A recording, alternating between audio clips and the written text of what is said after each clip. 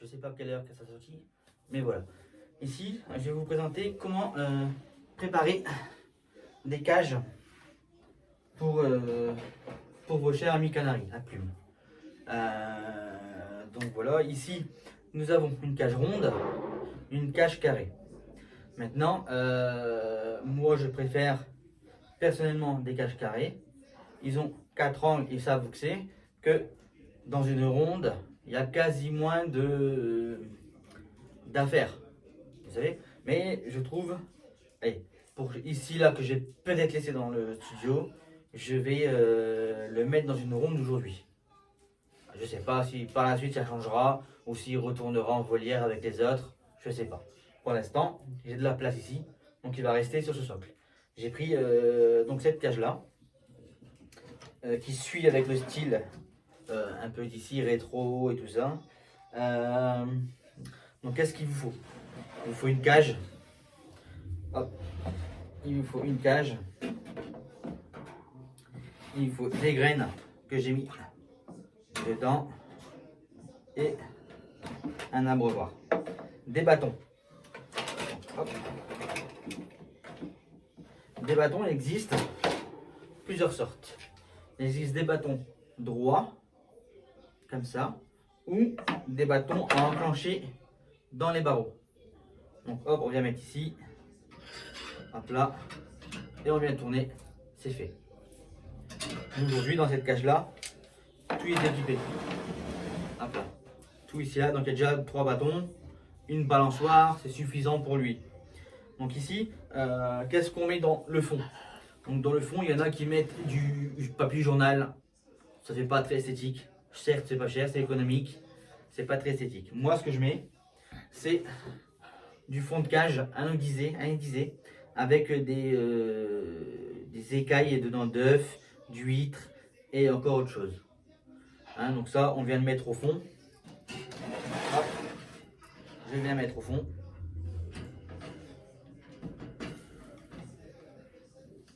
Voilà, ici j'ai pris un bon truc pour faire ça. Voilà, hop là, au fond. Hop, ici on étale un petit peu. Malgré que l'oiseau normalement va le faire. Alors, moi pour une simple et une bonne raison, je ne mets pas de grille.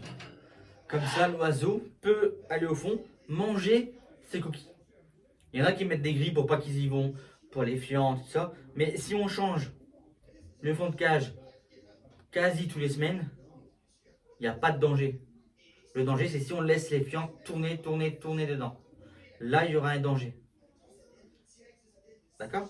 Ici, donc voilà, les barreaux, on les met à peu près comme on veut, à proximité d'à manger, comme ça c'est très bien pour lui, c'est nickel, comme ça. À manger, donc j'ai mis dedans, à manger, je donne des graines spéciales, canaries. Des fois, je leur mets de la pâtée. Pas tout le temps, mais je leur mets de la pâtée. Voilà. Donc ça existe en plusieurs trucs, ça aussi. Il existe en petits mangeoires, comme ça, qu'ils n'en mettent pas trop partout. Ou alors, comme dans cette cage-là, c'est dans une coupelle. Ça, c'est nickel. Hop. Je vais mettre ça dedans. Voilà, nickel. Hop. Je referme. Ici, un abreuvoir avec de l'eau. Qu'on vient lui mettre de l'eau dedans. L'eau, on le change tous les jours. Essayez de prendre une couleur bleue. Comme ça, les UV ne taperont pas dans l'eau et le faire verdir plus vite. Malgré que l'eau se change tous les jours et tous les matins. Hop. Tac. À côté d'un bâton. C'est plus logique. Quand ça c'est fait, donc on prend l'oiseau. Donc l'oiseau, voilà, il est dedans. Quand il arrive ici, ça arrive dans une boîte, comme ça. Comme ça, l'oiseau ne stresse pas. Il est bien pour l'environnement, qu'on roule ou pas. Maintenant, bon, celui-là, je sais, c'est un mâle, parce qu'il vient de chez moi. Mais par la suite, je ferai une vidéo de comment on reconnaît un mâle à une femelle. Voilà. Voilà. Hein, donc c'est un mâle. Il chante très bien. Il vient de mon propre élevage. Donc ça va. Il est tout beau. Hein? Hop, là on le prend. On le laisse délicatement s'envoler tout seul. Et voilà. Donc ici, je peux vous faire... Hop là. Voilà, la cage est comme ça, ronde. Parce que j'ai pas voulu prendre celle-là, elle est petite pour moi. Et j'en avais celle-là en stock, donc je l'ai pris celle-là. Donc vous voyez, un barreau, deux barreaux, petite balançoire supplémentaire. C'est très bien comme ça. À manger, ça c'est très important. Regardez, il va tout de suite manger. C'est qu'il se sent déjà bien. Voilà. Hop. Voilà, la vidéo est finie.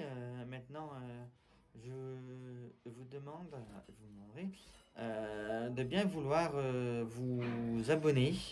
C'est important pour se faire valoir au niveau de YouTube, de se référencer. Et mettez des likes, un maximum de likes. La petite cloche, activez-la. Et puis je vous remercie. À la semaine prochaine.